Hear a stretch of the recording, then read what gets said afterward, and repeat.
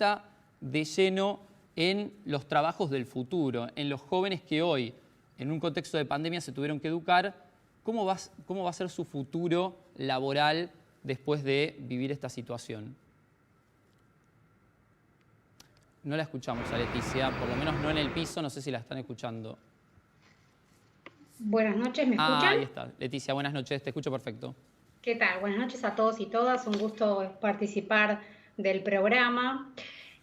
Bueno, me parece que es importante, digamos, entender que justamente las trayectorias laborales de los jóvenes, de quienes hoy son jóvenes y adolescentes, van a estar claramente influenciadas por este acontecimiento que tiene que ver con la pandemia y con las problemáticas que estuvimos atravesando vinculadas a las cuestiones educativas y también a las cuestiones de pobreza. Sin embargo, también digamos, es importante señalar que este no es un problema que se produce únicamente por la pandemia, sino que es un problema que, digamos, ya veníamos transitando.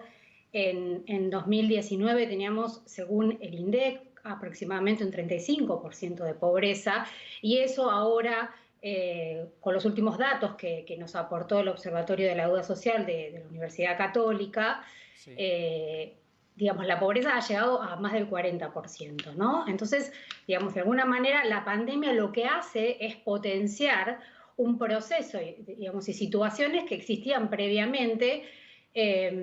Digamos, nuestro país es un país que históricamente ha tenido, digamos, problemas, o históricamente no, a partir de la década del 70 viene teniendo problemas vinculados al mundo del trabajo y a las cuestiones educativas por el modelo neoliberal que comenzó en la dictadura y que se profundizó en la década del 90, pero, digamos, de alguna manera, en los últimos 4 años, digamos, entre el 2015 y el 2019, eso de alguna manera se potenció más. Y con la pandemia aumentó muchísimo más. Entonces, digamos, nos encontramos hoy en una situación crítica que tiene que ver claramente con la pandemia, pero no es únicamente digamos, no se puede explicar solamente por la pandemia. Claro. Y claramente hay que, digamos, de alguna manera considerar que las trayectorias laborales de estos niños y adolescentes y jóvenes que transitan por situaciones de pobreza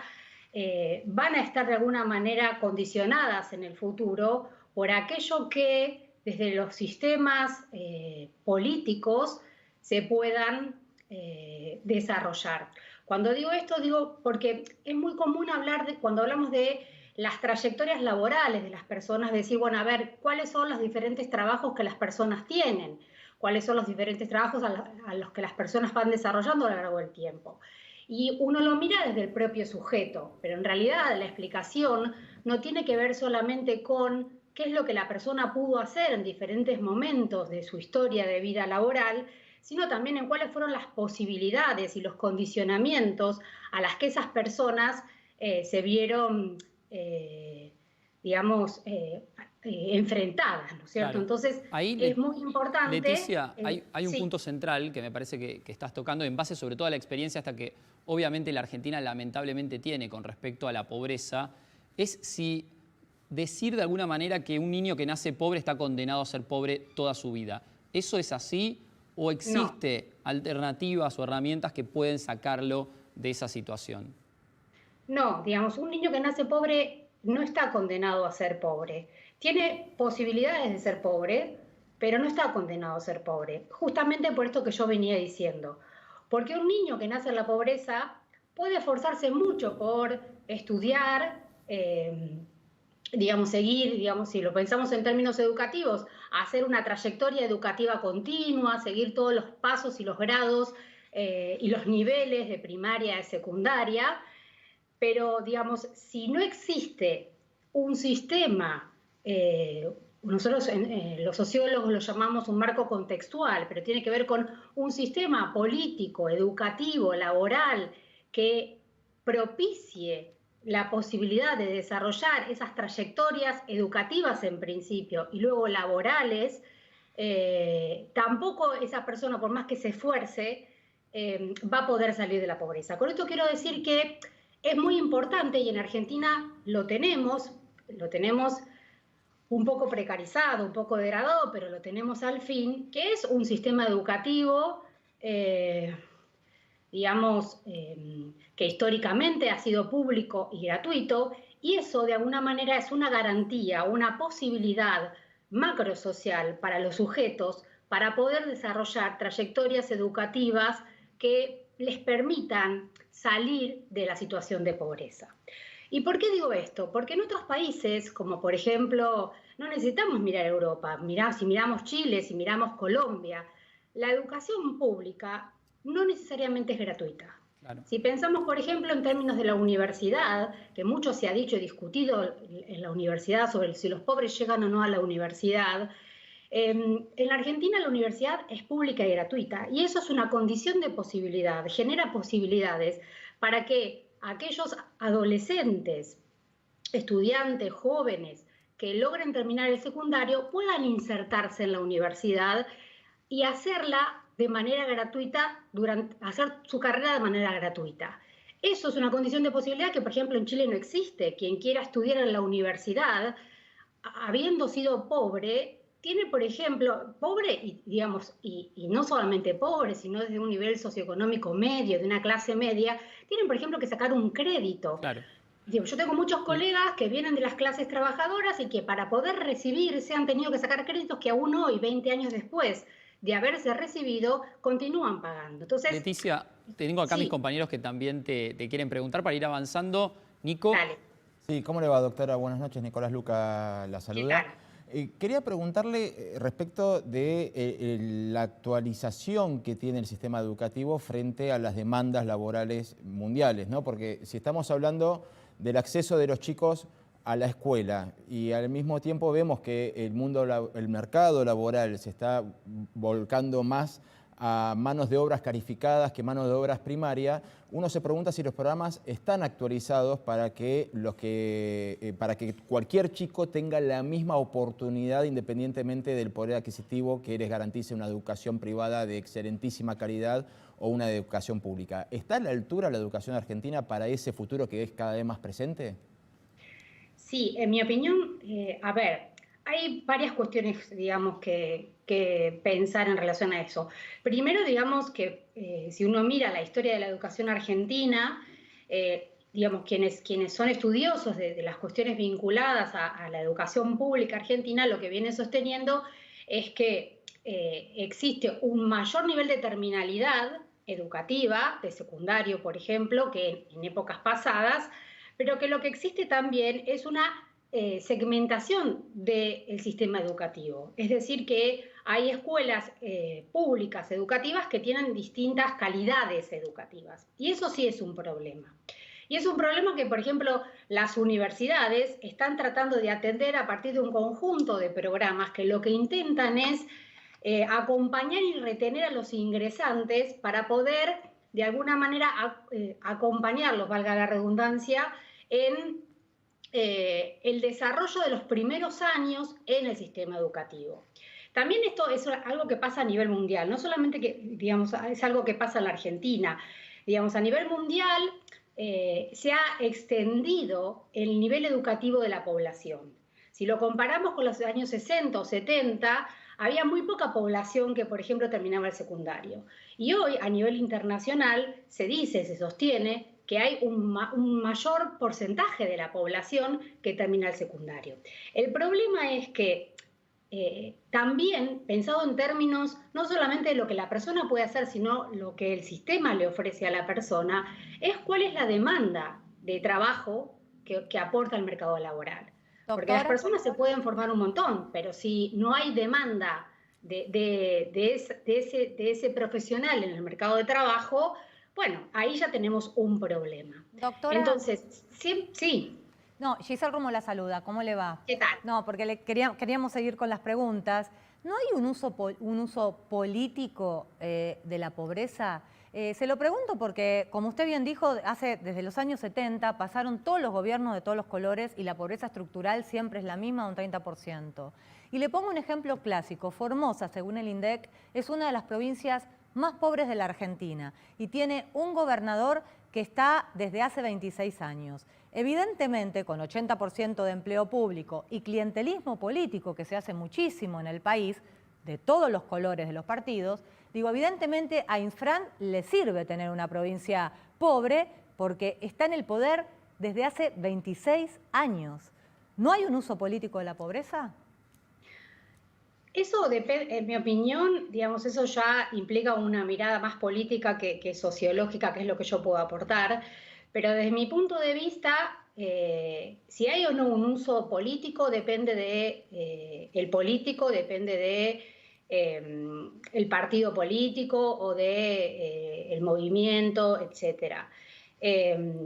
Yo, digamos, lo que sí te puedo decir es que existen sistemas macroeconómicos que entienden que es importante atender atender las problemáticas de la pobreza desde una mirada, desde una participación mayor del Estado, desde la política de gobierno, ¿no? Claramente, y hay una mirada que en realidad cree que el Estado se tiene que retirar y que la gente tiene que hacer lo que pueda.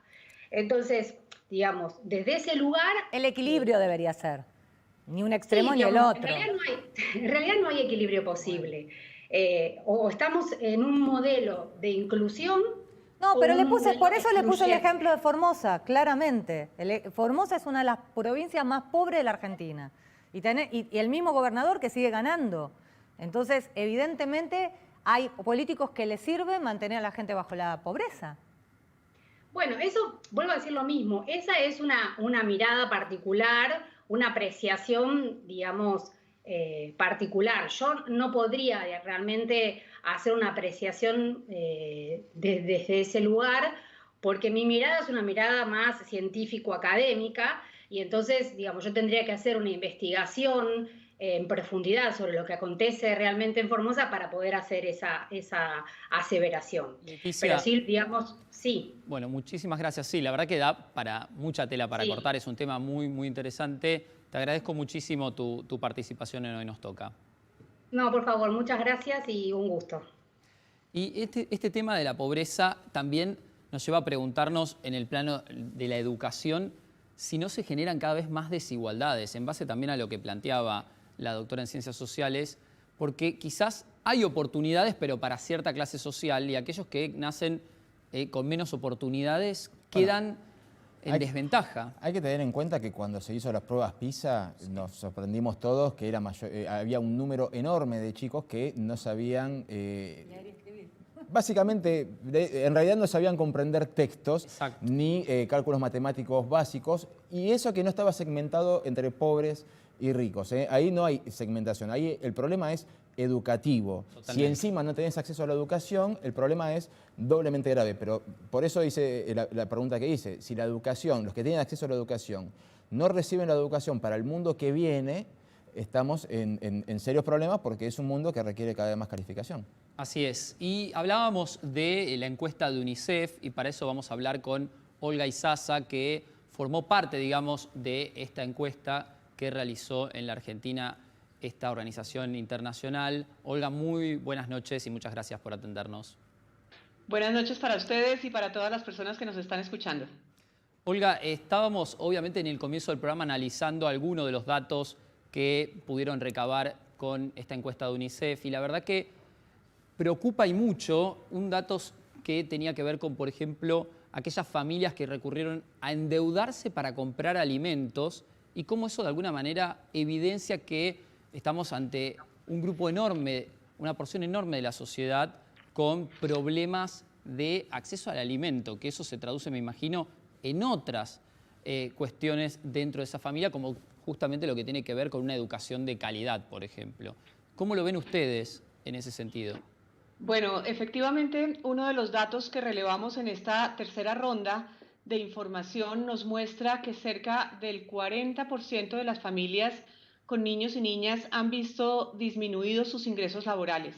Y eso tiene una repercusión directa en la capacidad de adquirir alimentos. Esa es otra de las preguntas que relevamos en esta encuesta y efectivamente muchas de las familias nos están diciendo primero que no les alcanza para comprar los alimentos o que tuvieron que dejar de comprar al menos un alimento por falta de recursos.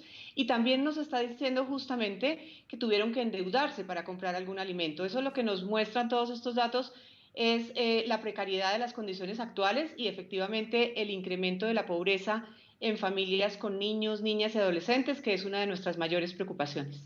Y ahí la relación de justamente la pobreza y la educación. Me pregunto, ¿están directamente relacionadas? Una familia pobre, digamos, está condenada a tener una educación de baja calidad, o eso se puede eludir de alguna manera con distintas herramientas o la participación activa, por ejemplo, del Estado?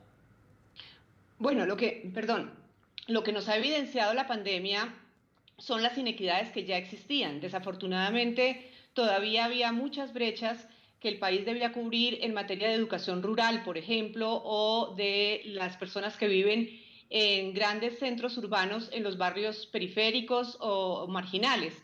Y la pandemia lo que vino fue a profundizar esas diferencias. Otro de los grandes datos que arroja la encuesta es que si bien hubo un esfuerzo enorme de parte del sector educativo, de los maestros, de las maestras, de las familias y de los propios chicos y chicas para continuar con la educación, cerca del 98% de los chicos y chicas reportan haber tenido, digamos, contacto con sus establecimientos educativos, etcétera.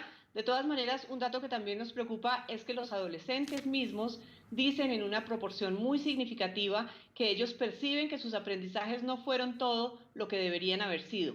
Es decir, aquí hay un reto de calidad también y de revinculación de los chicos y las chicas con el sistema educativo.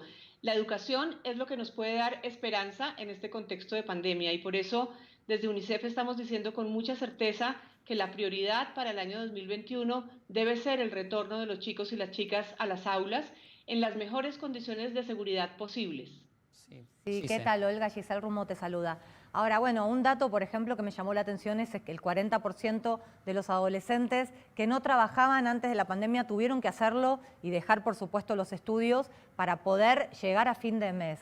Entonces, la pregunta es, ¿está bien que el Estado haya suspendido, por ejemplo, en medio de esta emergencia, el ingreso familiar de emergencia o todos los ingresos que estaba dando como extra, además de la asignación universal por hijo?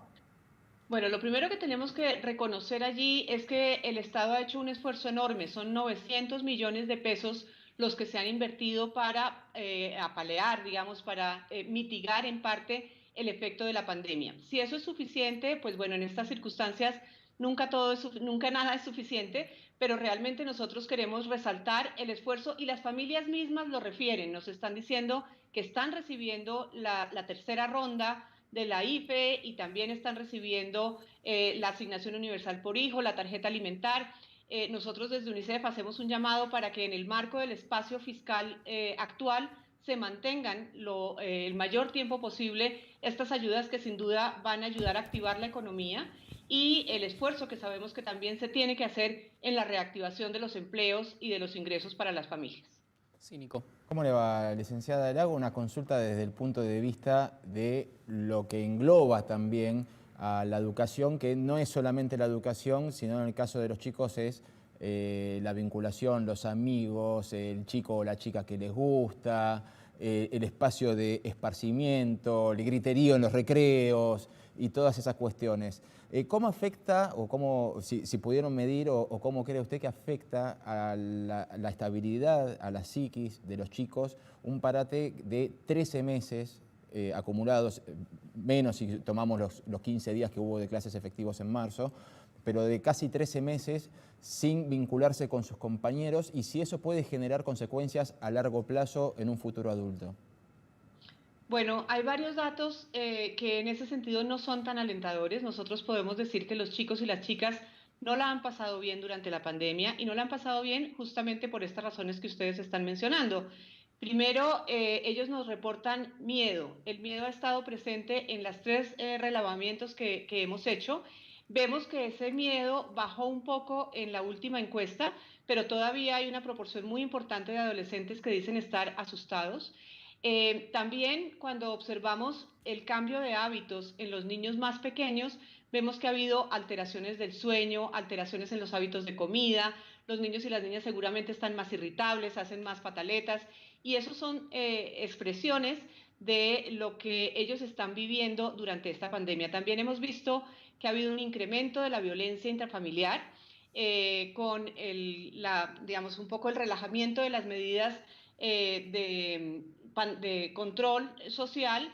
Hemos visto que las discusiones en las casas han disminuido un poco la válvula se soltó y esto ha disminuido, pero la violencia intrafamiliar continúa y sin ninguna duda todos estos efectos los reciben con mayor severidad los niños, las niñas y los adolescentes. Así que la salud mental hacia adelante es uno de los temas fundamentales en donde todos y todas tenemos que poner atención para identificar tempranamente estos síntomas y para prestar la ayuda que los chicos y las chicas requieren.